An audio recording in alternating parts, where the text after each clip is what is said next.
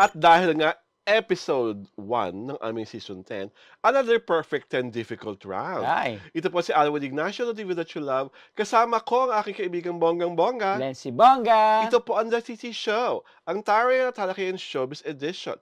At pag-uusapan po natin ay tungkol kay James Yap Jr. na mas kilala nating lahat sa kanyang palayaw na si Bimbi.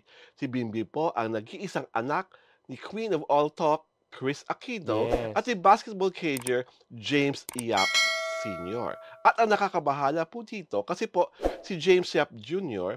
ay biktima ng isang peking balita na ang Correct. nakakalungkot, ang dami-dami-dami agad na nag-react Oo. at naniwala. Super fake news. Ano bang fake news to, kaibigan Glenn? Yun nga, na pinapalabas na isinapubliko na raw ni Bimbi ang kanyang long-time boyfriend. Di ba?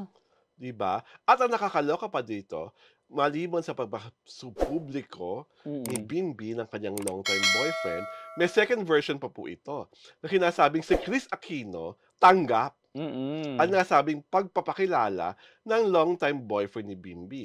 At to make matters worse, doon sa kauna-unahang inilabas ng nasabing portal sa Facebook, sa nasabing pahina sa Facebook, idinawit pa ang pangalan, ang mukha ng YouTube show host na si Ogie Diaz na parang pinapalabas Na galing sa interview niya. Oo. ni Ogie Diaz ang pangyayari. Ang isa po sa pinakamalapit sa pamilya Aquino, si Kuya Dindo Balares, ay amin po pinorwardan na nagsabing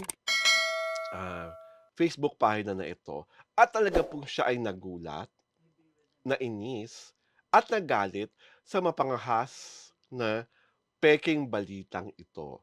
At ang nakakalungkot palalo, yung mga taong nag-comment na parang paniwala sila agad sa balitang wala namang kahit na anong hulog ng katotohanan. At saka walang facts na sinabi o wala man lang supporting Ebidensya. evidences, 'di ba?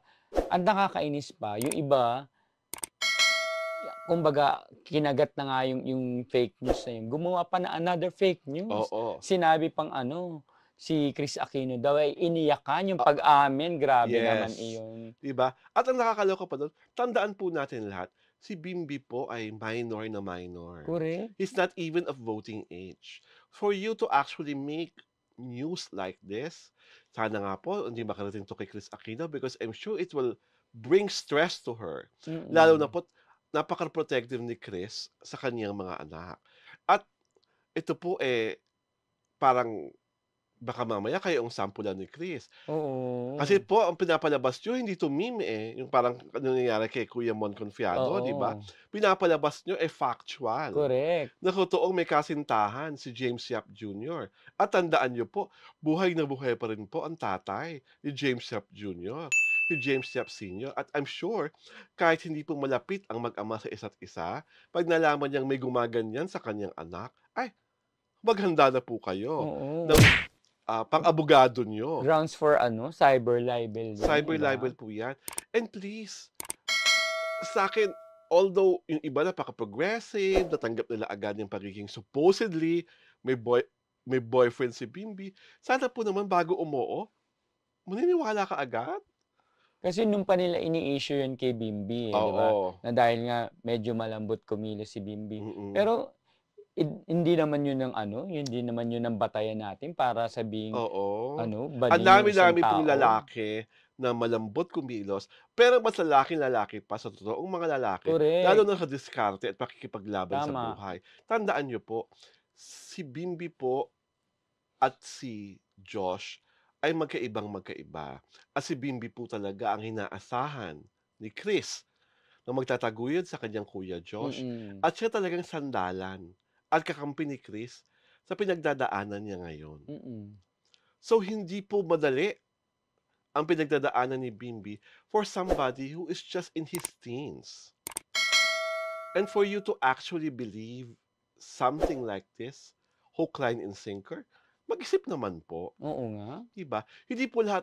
Kaya nga po, diba, lagi tayong napupulaan na ang Pilipino, lalo na mga Pilipino ngayon, ang bababa sa comprehension skills. Correct. 'Di ba? Kung kinomprehend niyo 'tong balitang 'to, mananalig ba kayo talaga agad? 'Di ba? Ako po kasi bilang kaibigan ni Kuya Dindo at, isang fan ni Chris Aquino, naalarma ako sa balita.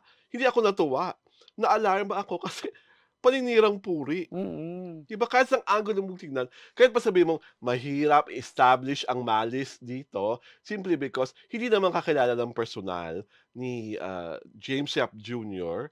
at ni Chris Aquino yung administrator ng may-ari ng Facebook page.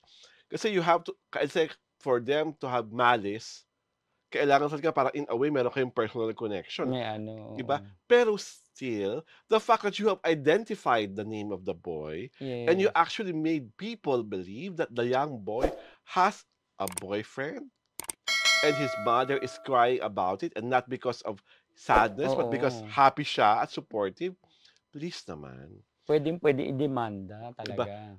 Di po madali ang pinagkakalagyan at ang mga hinaharap ni Chris Aquino on a daily basis. Dapat talaga sa mga ganyan sinasampulan talaga, eh, 'di Oo, 'di ba? ba? Sa'kin nga, ako ang wish ko, I hope makita 'to ng mga kapatid ni Chris, nila Ate Oo. Bolsey, 'di ba yung mga kapatid niya or yung Mm. mga pamangkin niya, Mm. para on behalf of Chris sila naman ang ano, Mag-take a stand, take a mag-stand, move, oh. magkumastigo dito kasi Mm. parang papaano malalabanan ni Chris 'to, nasa ibang bansa Nasa siya. correct, oo At nga. hindi naman po gadali ang pinagdadaanan niya sa araw-araw, 'di ba? Araw-araw Chris is battling for her Oo, life. kasalukuyang nagpapagaling pa Oo, rin at hanggang nagpapagaling, ngayon. nagpapalakas dahil talagang kakaiba po ang kanyang, Diyos ko, yun pa nga isang fake news na ano, 'di ba, na parang sunod-sunod ilang beses nang pinapatay si Miss Chris yes. sa ano, Hindi, yung ginagawa 'di ng ba? pagpatay kay Chris lalo siya nabubuhay, eh. Oo, Kasi correct. mas lalong dumadami ang kanyang prayer Oo nga, warriors. correct.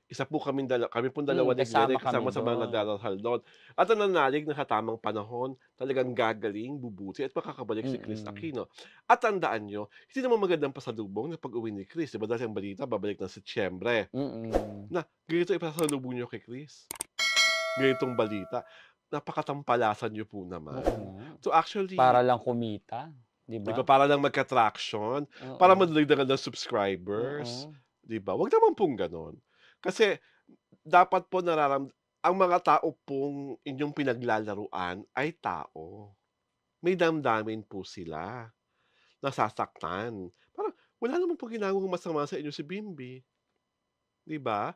And we're not saying na masama ang lalaki na magkaroon ng kasintahan niyang kapwang lalaki.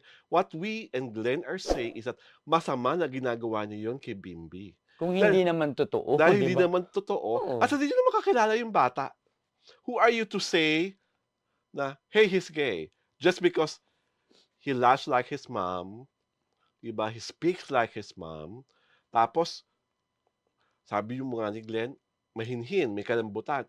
Hindi po dun sinusukat ang pagkalalaki ng isang Nga. lalaki. Sa pinagdadaanan po ni Bimby ngayon, sa kondisyon ng mama niya, ay, sa paningin po namin ha, tunay na lalaki talaga si Bimby, lalaking-lalaki. Kasi siya po ang sandalan ni Chris, eh. At mas marespeto pa si Bimby sa mga babae kumpara dun sa iba 'no? Oo. Saka si Bimby po napakabait po sa lahat ng mga gay people surrounding him Yes. because yun nagtuturo sa kanya si Chris, eh. Mhm. Pinalaki siya ni Chris ng tama, na mabuting tao, mabait Correct. na bata, pinalaking matalino, pinalaking mapagmahal sa Diyos. So, huwag niyo pong gagawan ng mga kuwento na alanganin, Correct. na hin Nakakainis. na nakakagigil. Not because of anything else, but because it's not right Yes. to actually make him into this kind of person na pinaglalaruan niyo, pinagkakakitaan niyo pa, 'di ba? Sana po kung sino man yung Facebook page na nagpalaganap nito, strike strike down muna, 'di ba? At sa totoo lang, kung kaya mong magpaumanhin ka. Kasi kung iyayabang mo na may mga sources ka, hahamulin ka Nga. namin, Correct. ilabas mo, 'di ba? Patunayan mo yung claim mo Correct. at ang magkakitaan tayo kung hanggang saan tayo puwedeng magkakitaan.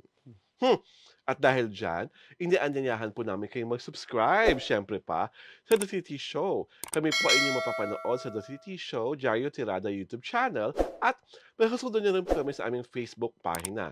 Ang The Titi Show po ay napapanood tuwing Sabado at Linggo sa YouTube. Iniisip mo pa talaga kung saan tayo napapanood. Oo nga. Pasensya na. Go! Ay, nahay ako sa aming season 10. So, eh. ano pang ilalambing namin sa inyo kung di manood, mag-subscribe, at syempre na, tumutok palagi sa amin. Correct. Ito po si Alwin Ignacio, The Live That You Love. Kasama ko ang aking kaibigang Bonggang-Bongga. Glency Bongga. Ito po ang The Titi Show, ang taring na talakayan showbiz edition. Magandang linggo po sa lahat. Happy Sunday. Happy Thank you po sa Sunday. panonood. Happy season 10. We love you. We love you.